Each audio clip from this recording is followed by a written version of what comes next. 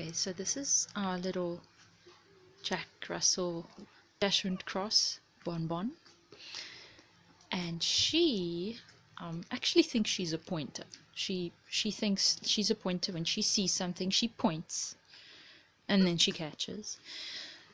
But she's so fascinated with these puppies, and they, seeing as their eyes are open, they now see her and they want to play with her a little bit.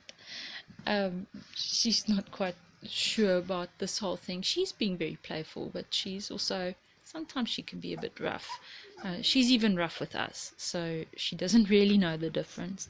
But they are tough little pups. These are very tough dogs. They can handle a lot. And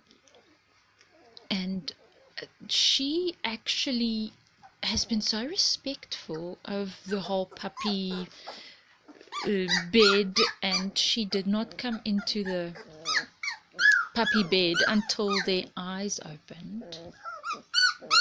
Oh, Silence. Okay, Silence. Come, Silence. Oh, you're going. He's going. He's out. He's leaving.